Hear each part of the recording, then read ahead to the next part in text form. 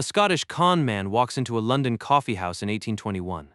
He's wearing medals he earned in a real war. He's carrying a land grant signed by a real king. And he is about to sell an entire country that does not exist. His name is Gregor MacGregor.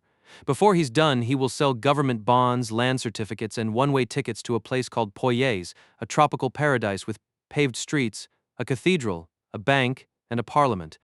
None of it is real. Families will sell everything they own to get there. They will cross the Atlantic expecting a new life, and when they finally reach the shore, they will find jungle, swamp, and nothing. This is the story of the biggest fraud no one got punished for. MacGregor is born in 1786. He buys a commission in the British Army in 1803. That part is real. Then he fights in the independence wars in Venezuela and New Granada alongside Bolivar. That part is also real. He even pulls off a stunt at Amelia Island in 1817, briefly capturing it and proclaiming a republic. It collapses, but the point is, when MacGregor tells people he's done improbable things, he has. So when he walks into London in 1821 calling himself the Cazique of Poyais, the ruler of a territory on the Mosquito Coast, he doesn't sound like a crank. He sounds like a man who's already built countries. And he has one document that makes the whole thing feel legitimate: a land grant signed on April 29, 1820 by George Frederick Augustus, King of the Mosquito Shore. 8 million acres. Here's why that matters. MacGregor isn't selling a mine. He isn't selling a plantation. He's selling a sovereign state. And London is the worst possible city to try that in, because in 1822, London investors are desperate for exactly this kind of thing. Latin American countries are breaking free from Spain. New nations need capital. London bankers are racing to underwrite their debt. Colombia, Chile, Peru, the money is pouring south and the returns look spectacular. So when Poyais shows up dressed like a nation, investors don't ask if it's real, they ask how to get in early. In 1822, a guidebook appears, Sketch of the Mosquito Shore. It describes Poyais as, and this is a real quote, one of the most healthy and beautiful spots in the world. It has a capital called St. Joseph with streets, government buildings, a cathedral, and a bank.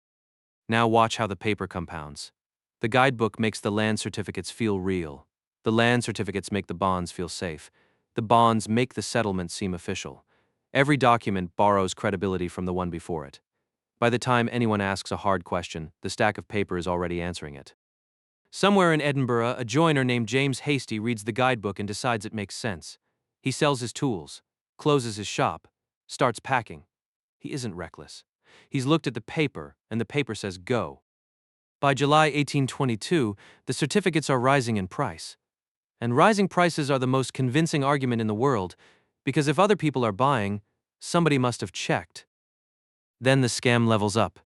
In 1823, London issues Poyais bonds for a £200,000 loan. Not shares in a venture. Bonds. Government debt from a country that does not exist. A fake country now has sovereign debt. I'm not making that up. On September 10, 1822, the Honduras packet leaves London carrying the first emigrant party bound for Poyais. Now the scam has crossed a line. A bond buyer can lose money and stay home. These people are turning the promise into luggage, tools, children, and a one-way crossing. You can hear the logic inside the decision. If the ruler is real, if the land is fertile, if the capital is waiting, then leaving everything doesn't feel reckless. It feels like getting there first. But when the Honduras packet reaches the Black River coast in November 1822, there is no capital, no port, no government. No one standing on the beach to welcome them. People stand in the mud trying to force the shoreline to match the map in their heads. It doesn't match. They had sailed into a brochure. Because one warning only helps if someone hears it in time. The Kennersley Castle leaves Leith on January 22, 1823, carrying nearly 200 more emigrants. James Hastie is aboard, the joiner who sold everything. He's still carrying the guidebook. They arrive in March. Hastie steps ashore expecting the harbor, the streets, the officials the guidebook promised. He finds the same emptiness the first party found months earlier. This is the hinge of the story. Up to now, paper has been doing what paper does best: calming people down. On this beach, every one of those comforts fails at once. Sickness spreads. Hastie's tools rust in the mud. The joiner who came to build houses is now trying to keep rain off the dying. And while families are dying on the coast, MacGregor is still an ocean away. Dry cuffs, clean desk, fresh paper. A finance story can hide inside paper for a while. A camp can't. Hunger isn't theoretical. Fever isn't theoretical. A missing port isn't theoretical. Through April and May of 1823, survivors are rescued in stages and taken to Belize. Hastie is among them. He goes home and writes a thin pamphlet, Narrative of a Voyage in the Ship Kennersley Castle, one of the few records where the beach speaks back. Fewer than 50 survivors eventually return to Britain. By then, word has spread. Poyais is a fraud. But here's the part that should make you angry. Exposure doesn't stop him. On November 9, 1824, the Committee of the Foreign Stock Market rules the Poyais bonds non-cognizable, market language for, this paper does not deserve to exist. You'd think that kills it. It doesn't. In August 1825, MacGregor publishes a new Poyais constitution, in Paris. This time, Poyais isn't a principality under a cazique, it's a republic under a president. Same place that wasn't there. New wrapper.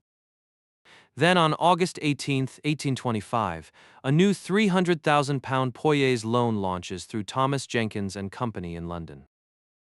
Survivors had come back. The coast had already exposed the lie. And still the paperwork returned. When he's arrested in France, MacGregor writes from prison that he is contrary to human rights, held prisoner for reasons of which he is not aware. He frames himself as a political martyr, suffering as one of the founders of independence in the New World. He's acquitted. Twice. He dies in Caracas in 1845, still insisting he was a sovereign.